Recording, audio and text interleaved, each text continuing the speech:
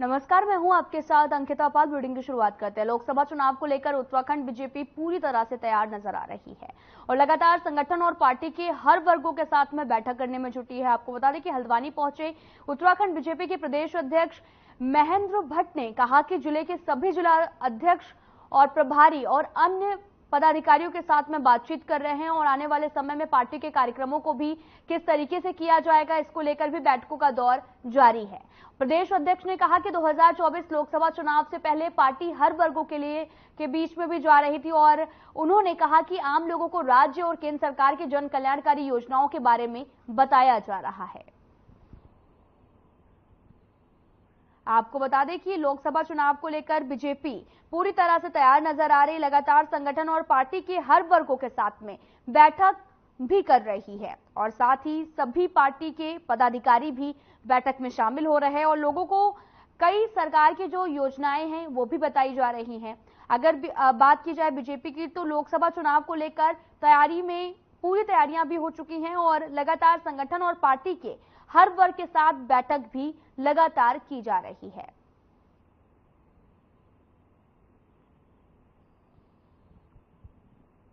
आपको बता दें कि अध्यक्ष दल के नाते नहीं, लेकिन समर्थक कार्यक्रमों को धरातल उतारने के लिए जिले के संगठन का बहुत बड़ा योगदान रहता है। इसलिए प्रत्येक जिले के संघ अध्यक्ष, जिले के प्रभारी हमने बैठक में बुलाए हैं और आगामी दिनों के जो कार्यक्रम, खास तौर पर हमारे विभिन्न जो वर्ग हैं उन वर्गों के बीच के जो कार्यक्रम हमारे होने हैं, इसके साथ साथ केंद्र सरकार द्वारा जो विकसित भारत संकल्प यात्रा के कार्यक्रम का प्रबंधन है, क्योंकि सरकारी कार्यक्रम हमारे कार्यक्रम में इन्वॉल्व होते हैं। अभी विश्वकर्मा योजना देश के माननीय तो वहीं बीजेपी की विकसित भारत संकल्प यात्रा अभी भी लगातार जारी है, जिलों में भी पहुंच रही और जनजातीय गौरव दिवस के दिन से शुरू हुई इस यात्रा ने सबसे पहले जनजातीय क्षेत्रों में शिरकत की और भारतीय जनता पार्टी के प्रदेश महामंत्री आदित्य कोठारी ने बताया कि विकसित भारत संकल्प यात्रा का मुख्य उद्देश्य केंद्र और राज्य सरकार की योजनाओं से वंचित लोगों को लाभान्वित करना है। उन्होंने यह भी कहा कि इस अभियान से जो है सभी जिलाधिकारी और सभी मुख्य विकास अधिकारियों को अपनी जिम्मेदारियां सुनिश्चित करने के लिए कहा गया है। इस विकसित भारत संकल्प यात्रा में बीजेपी के सभी सांसद, विधायक, पदाधिकारी और जिले के पदाधिकारी शिरकत करेंगे ताकि इस यात्रा को सफल बनाया जा सके।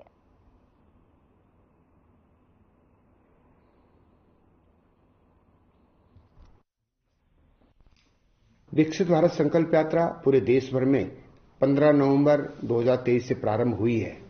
जनजातीय गौरव दिवस परम श्रद्धेय बिरसा मुंडा जी की जयंती के अवसर पर इस प्रारंभ हुई थी और प्रारंभ में यह जो जनजातीय जिले हैं वहां से प्रारंभ हुई थी और अब वर्तमान समय में सभी जनपदों में यात्रा चल रही है।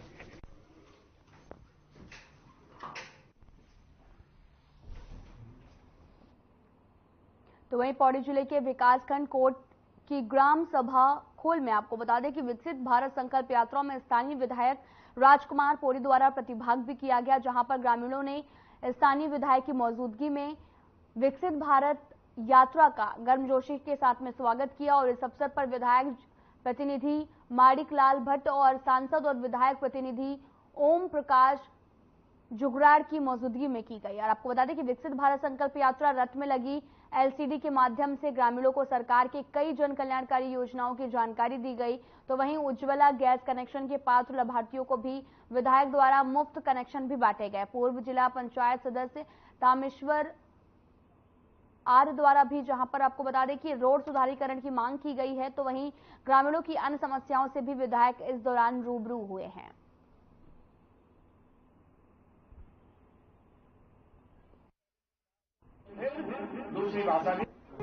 विकसित भारत यात्रा के तहत गांव-गांव में अधिकारियों के साथ मिलकर सभी लोग जा रहे हैं, जनप्रतिनिधि जा रहे हैं और गांव की जनता को बुलाकर उनको जो है विभागों की जानकारी देना, ये पहला कार्यक्रम इसमें है कि सभी विभागों की जानकारी जिन लोगों को नहीं है उन तक जानकारी पहुंचनी चाहिए। इसमें मेरा आग्रह सभी अधिकारियों से ये है कि सभी अपनी प्रतिभाग करें इस कार्यक्रम में। यहाँ पर केवल एक ही बात रखी कि आदरणीय विधायक जी, ये रोड सबसे पुरानी थी और इसके बाद की सभी रोडें पक्की हो चुकी हैं, लेकिन ये रोड अभी तक पक्की नहीं हुई है। तो मैंने उनसे यही बात रखी कि इस रोड को जल्द से जल्द इसका भी डामरीकरण करवा दिया जाए, चौड़ीकरण करवा दिया जाए।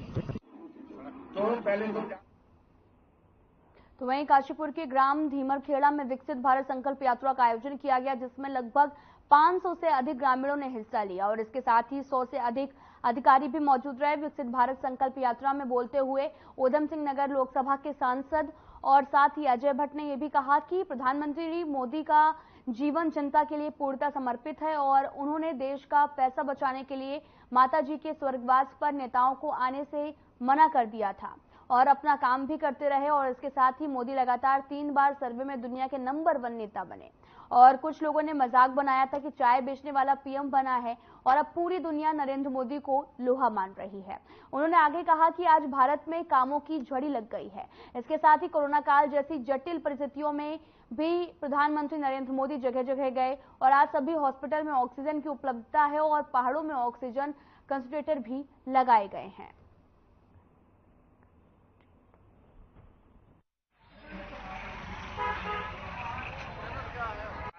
भारत संकल्प यात्रा के दौरान आज यहाँ पर ग्राम पंचायत धीमरखेड़ा के अंतर्गत हमारा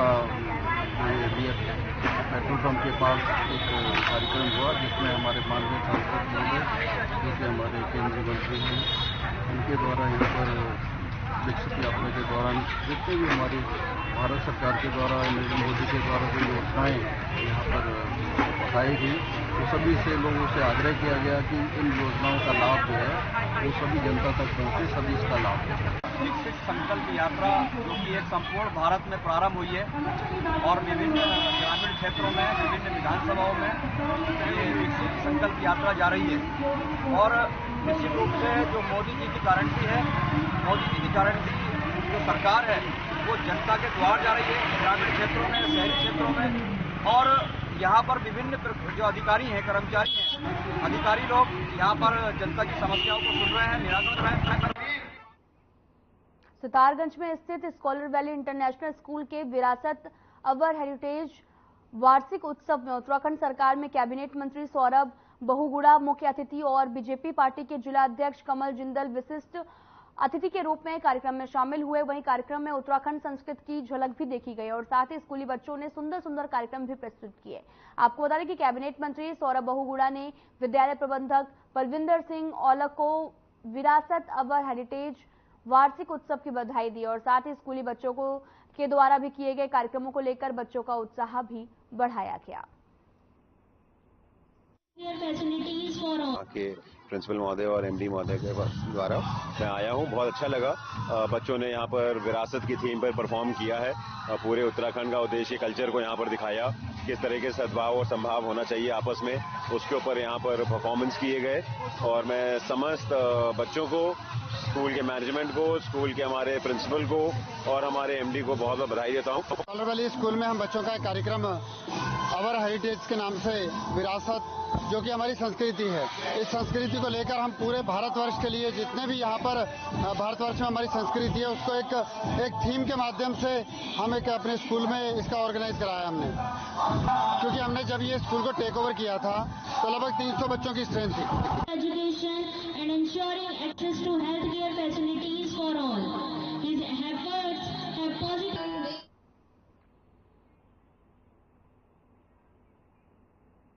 फिलहाल यहाँ रुकते हैं छोटे से ब्रेक के लिए।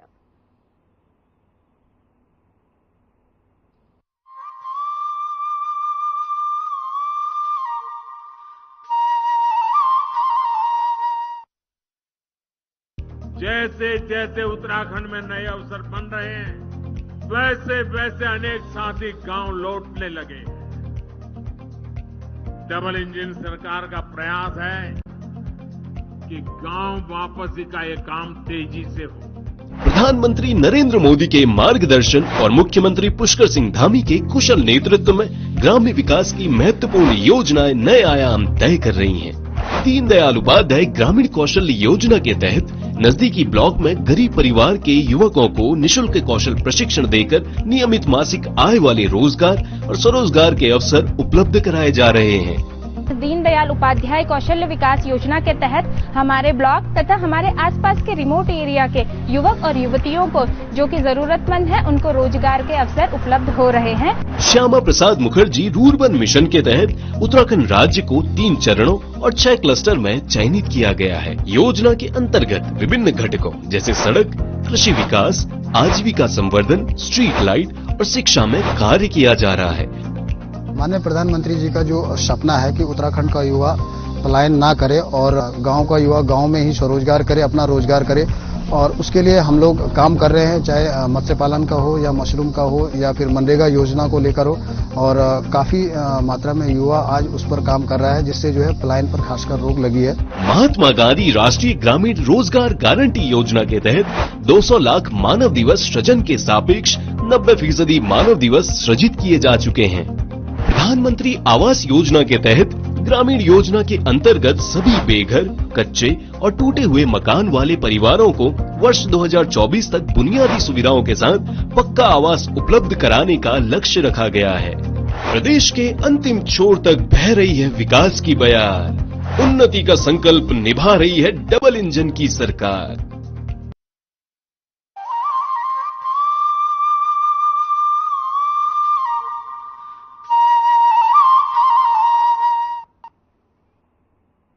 के बाद स्वागत है आप सभी का। रुख करते हैं खबरों की तरफ।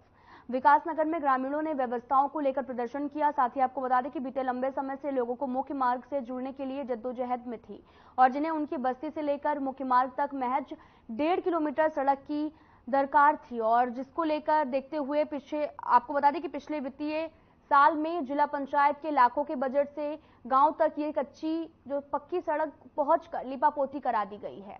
साथ ही आपको बता दें कि गांव को सड़कों से जोड़ने की योजना मेरा गांव मेरी सड़क के तहत में स्वीकृति करवाकर करीब 75 लाख रुपए की लागत से दोबारा सीसी मार्ग बना दिया गया। इतना सब कुछ होने और भारी भरकम बजट खर्च करने के बावजूद भी ये सड़क गांव की उस बस्ती तक नहीं पहुंच पाई, जिसके चलते बस्ती के लोगों को करीब 400 मीटर पथरीले और उबड़ खाबड़ रास्ते का सफर करना पड़ता है, और जिसको लेकर ग्रामीणों का आरोप है कि दोनों बार खराब गुणवत्ता और मनमाने रवैये के चलते सड़कें भ्रष्टाचार की भेंट चढ़ गई हैं। ग्रामीणों की मांग है कि ये पूरे मामले की निष्पक्ष जांच हो और उनके गांव तक सड़क पहुंच जाए।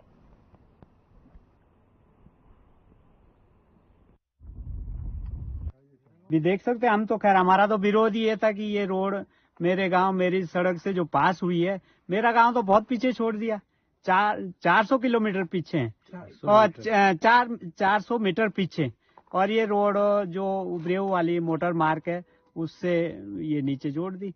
तो अगर सरकार की योजना मेरी गांव मेरी सड़क है तो ये तो गांव से बननी चाहिए थी, लेकिन गांव तो इस सुविधा से वंचित रह गया। हालांकि ये 2020-21 में जिला पंचायत से बनी है 7 लाख रुपए के लागत से। उसी के ऊपर प्रियंका वर्मा ने इस रोड को बना दिया। मेरी गांव मेरी सड़क की जो योजना थी वो इसी पे पैसा खर्च कर दिया। ये रोड जिला पंचायत से बनी थी 2021-22 में ना। ये रोड पूरी मेन रोड से कटी थी और लोग जो हमारी छानी है वहाँ तक पूरी टच थी। तो क्या हुआ कि भाई प्रधान ने, ये जो प्रधान है हमारे गांव की जो लेडीज है, उसके भाई ने वो रोड प्रस्ताव लाया पास करके ना, और बिना गांव को सूचित करा हुआ काम लगा दिया उस रोड पे ना। हमने थोड़ा उसको बोला कि भाई क्यों काम लगाया ऐसे ना, तो उन्होंने अपने मन में कि मेरा बॉन्ड है इसमें। हमने कहा बॉन्ड तो प्रधान का होता है ना, बॉन्ड किसका है, ऐसा तो ना, तो किसी का। प्रधान तो ग्राम सभा में आ रहा है। 2024 लोकसभा चुनाव को लेकर कांग्रेस ने चुनावी बिगुल भी फूंक दिया है, और इसी कड़ी में कार्यकर्ताओं में जोश भरने के लिए अल्मोड़ा जिले की 6 विधानसभाओं में कांग्रेस ने सम्मेलन किया है। विधानसभा सम्मेलन में कांग्रेस प्रदेश अध्यक्ष करण मेहरा और साथ ही आपको बता दें कि नेता प्रतिपक्ष यशपाल आर्य सहित विधायक, पूर्व विधायकों और पूर्व सांसद ने भी हिस्सा लिया। कांग्रेस प्रदेश अध्यक्ष करण मेहरा ने आपको बता दें कि उन्होंने कहा कि विधानसभा सम्मेलन के माध्यम से चुनावी मुद्दों पर चर्चा की जा रही, संगठन को मजबूत करने और बूथ कमेटियों की स्थिति का भी आकलन किया जा रहा। विधानसभा सम्मेलन के जरिए आगामी लोकसभा, निकाय, पंचायत चुनाव के साथ में 2027 विधानसभा चुनाव के लिए भी संगठन को मजबूत किया जा रहा है।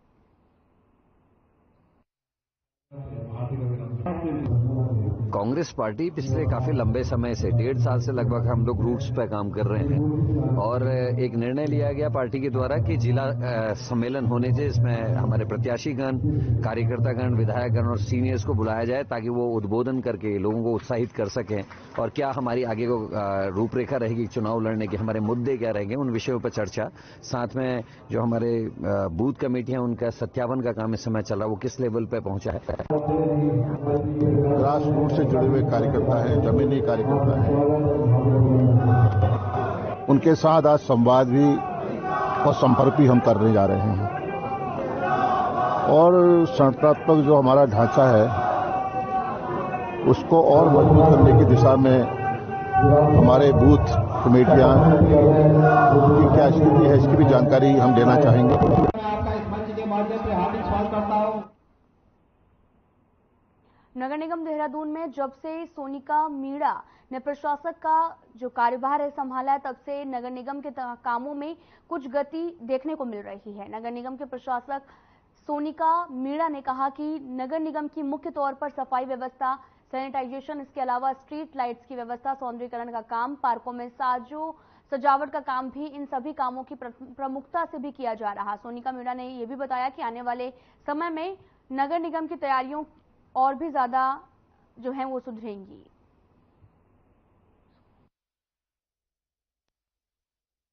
मेनली जैसे नगर निगम के जो कोर एक्टिविटीज रहती हैं, सफाई व्यवस्था हो गई, सैनिटेशन हो गया, इसके अलावा जो स्ट्रीट लाइट्स की व्यवस्था हो गई, ब्यूटिफिकेशन का काम हो गया, पार्क्स का काम हो गया, बहुत सारे कार्य किए जाते हैं। लेकिन जो मेन कोर एक्टिविटी जो सफाई व्यवस्था है उस पर बहुत ज़्यादा ध्यान दिया जा रहा है और हम कोशिश करेंगे आने वाले समय में और अच्छा साफ सुथरा देहरादून दिखे।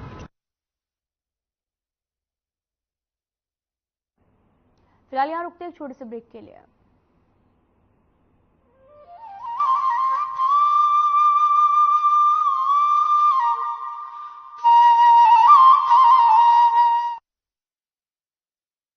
जैसे जैसे उत्तराखंड में नए अवसर बन रहे हैं, वैसे वैसे अनेक साथी गांव लौटने लगे।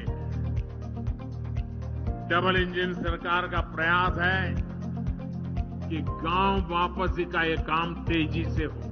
प्रधानमंत्री नरेंद्र मोदी के मार्गदर्शन और मुख्यमंत्री पुष्कर सिंह धामी के कुशल नेतृत्व में ग्राम्य विकास की महत्वपूर्ण योजनाएं नए आयाम तय कर रही हैं। दीनदयाल उपाध्याय ग्रामीण कौशल्य योजना के तहत नजदीकी ब्लॉक में गरीब परिवार के युवकों को निशुल्क कौशल प्रशिक्षण देकर नियमित मासिक आय वाले रोजगार और स्वरोजगार के अवसर उपलब्ध कराए जा रहे हैं।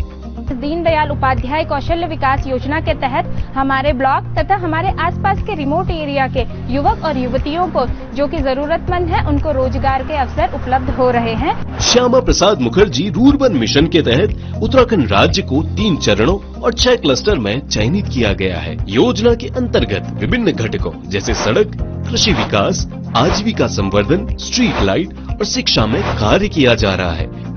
माननीय प्रधानमंत्री जी का जो सपना है कि उत्तराखंड का युवा पलायन ना करे और गांव का युवा गांव में ही स्वरोजगार करे, अपना रोजगार करे, और उसके लिए हम लोग काम कर रहे हैं, चाहे मत्स्य पालन का हो या मशरूम का हो या फिर मनरेगा योजना को लेकर हो, और काफी मात्रा में युवा आज उस पर काम कर रहा है, जिससे जो है पलायन पर खासकर रोक लगी है। महात्मा गांधी राष्ट्रीय ग्रामीण रोजगार गारंटी योजना के तहत 200 लाख मानव दिवस सृजन के सापेक्ष 90% मानव दिवस सृजित किए जा चुके हैं।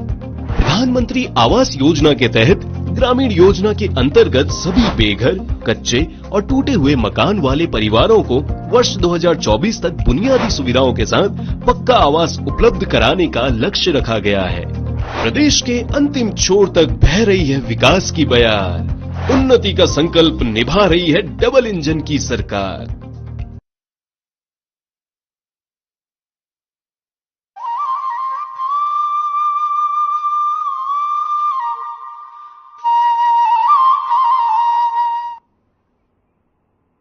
ब्रेक के बाद स्वागत है आप सभी का। रुक करते हैं खबरों की तरफ। अल्मोड़ा जिले के लमगोड़ा पुलिस ने चेकिंग अभियान के दौरान में आपको बता दें कि मोतिया पाथर सड़क मार्ग पर तलाशी किए जाने पर 2 तस्करों को गिरफ्तार किया है। तस्करों से 2 किलो 380 ग्राम चरस बरामद किया गया, जिसकी कीमत लगभग 2.5 लाख रुपए बताई जा रही। पुलिस के अनुसार गिरफ्तार अभियुक्त नैनीताल के रामगढ़ और मुक्तेश्वर के रहने वाला है। साथ ही आपको बता दें कि फिलहाल पुलिस अब इन अभियुक्तों और आपराधिक के इतिहास और संपत्ति की जांच लगातार कर रही है।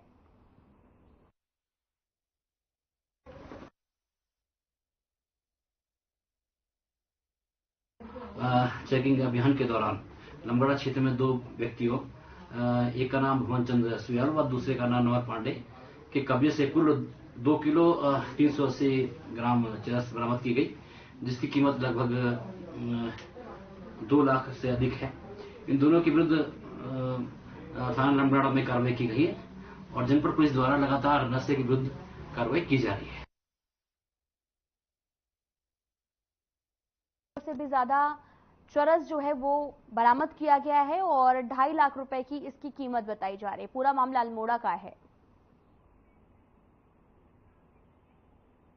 उत्तराखंड के सीएम द्वारा घोषित योजना के तहत पर्वतीय जिलों में पर्यावरण संरक्षण अल्मोड़ा के विश्वनाथ शमशान घाट में विद्युत संचालित शव धाम का निर्माण कार्य अंतिम रूप में चल रहा है।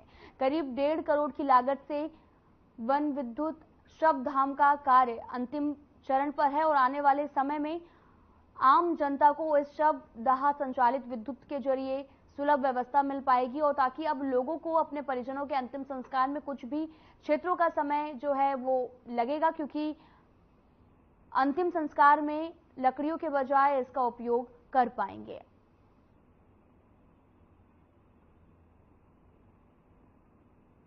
देखिए, अल्मोड़ा और आसपास के क्षेत्रों में जो शव हैं उनका अंत्येष्टि जो है विश्वनाथ घाट पे की जाती है और माननीय मुख्यमंत्री जी की घोषणा के अंतर्गत विश्वनाथ घाट पर लगभग 1.39 लाख की लागत से विद्युत शवदाह केंद्र का निर्माण कार्यदायी संस्था सीएमडीएस द्वारा भी गतिमान है और कहीं ना कहीं इस योजना के पूर्ण होने से पर्यावरण संरक्षण में हमें मदद मिलेगी और स्थानीय लोगों को भी इसका लाभ मिल पाएगा।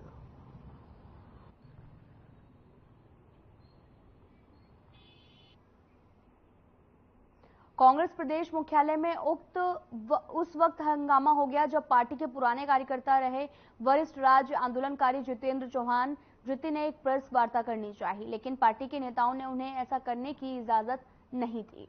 आपको बता दें कि इससे नाराज जितेंद्र चौहान कांग्रेस मुख्यालय में धरने पर बैठ गए। हालांकि वहां पर मौजूद कांग्रेस प्रदेश महामंत्री नवीन जोशी समेत अन्य लोगों ने उन्हें समझाने का प्रयास भी किया, लेकिन जितेंद्र चौहान का कहना था कि जब तक वो प्रेस वार्ता नहीं करेंगे तब तक वो कांग्रेस भवन से नहीं हटेंगे। साथ ही आरोप लगाया कि पुराने कार्यकर्ताओं की अनदेखी हो रही है।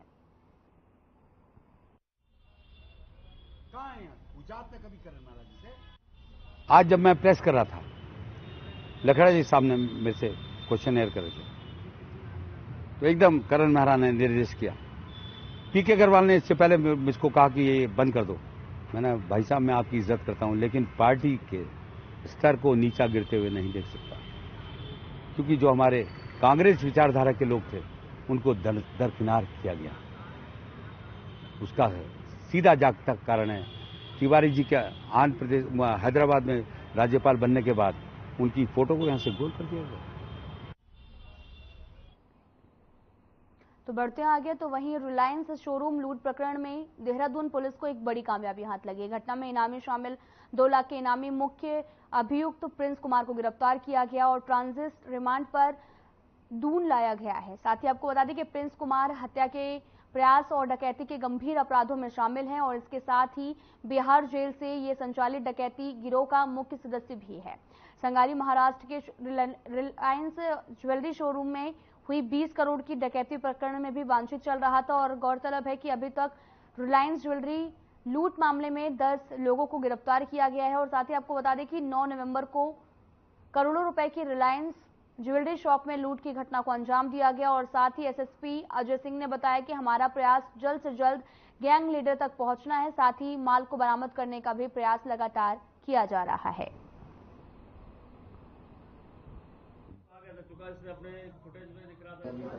देखिए 2 साल ये हाजीपुर में जब इसने हत्या का प्रयास का मुकदमा हुआ, सिपाही को गोली तब से फरार था। इसके 2020 में हत्या कर दी। हत्या के बाद वो करीब 2 साल के करीब जेल में रहा। वहां पर जेल में इसकी पहचान जो इसने बताया कि शशांक और सुबोध नाम से हुई थी और जहां पर उसके द्वारा जमानत कराकर बाहर निकलने के बाद ऐसी घटनाओं के लिए उसको कहा गया था, जिसके बाद ये इसके गैंग में शामिल हो गया। महानगर कांग्रेस कमेटी द्वारा काशीपुर की 5 ज्वलंत समस्याओं के निराकरण को लेकर कांग्रेस कार्यकर्ताओं ने महाराणा प्रताप चौक पर 1 दिवसीय सांकेतिक धरना प्रदर्शन किया। कांग्रेस महानगर अध्यक्ष मुशर्रफ हुसैन ने बताया कि नगर क्षेत्र में पिछले लगभग 6 सालों से फ्लाईओवर का काम चल रहा है। उनका आरोप है कि पिछले 6 सालों में कार्य संस्था ने निर्माण पूर्ण नहीं किया है और तारीख पर तारीख दी जा रही है, लेकिन आज तक फ्लाईओवर का कार्य पूरा नहीं हो पाया। पिछली बार भी कार्यदायी संस्था ने 15 दिसंबर 2023 को फ्लाईओवर का कार्य पूरा होने का आश्वासन भी दिया था, लेकिन उसका टाइम भी निकल चुका है। और साथ ही आपको बता दें कि उन्होंने ये भी कहा कि पूर्व विधायक हरभजन सिंह चीमा ने कार्य पूर्ण होने पर को लेकर भी कई बार कार्यदायी संस्था से वार्ता कर तारीख ली, लेकिन फ्लाईओवर आज तक जो है जिसका तस बना हुआ है। और उसके बाद में कांग्रेस कार्यकर्ताओं ने काशीपुर की 5 ज्वलंत समस्याओं को लेकर सीएम के नाम संबोधित एक ज्ञापन एसडीएम को सौंपा है।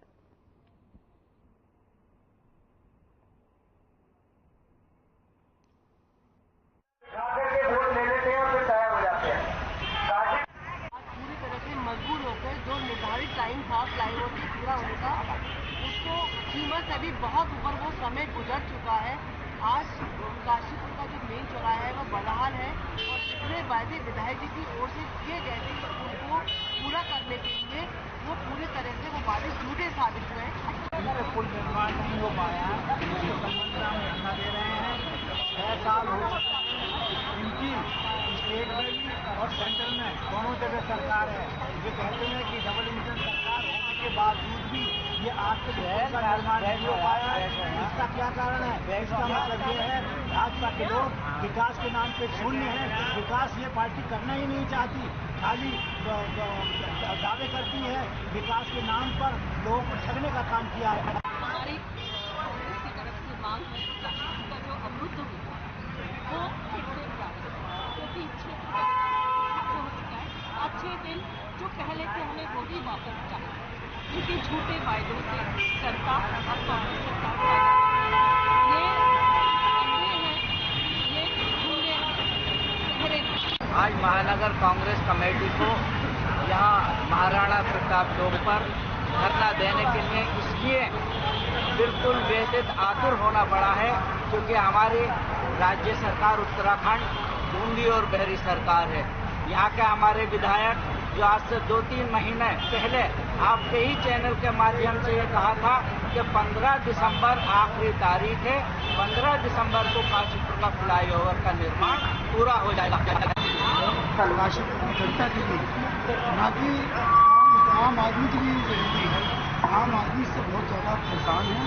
कई सालों से जो चीज़ 2 साल में बननी चाहिए थी उसमें 7 साल लग गए। सरकारें चेंज होने की विधायक एक ही रहा। हमारी आपसे आपके माध्यम से यही कहना है, किसी भी तरह जो तारीख को तारीख मिलती है वो तारीख का। फिलहाल इस बुलेटिन में इतना ही। नमस्कार।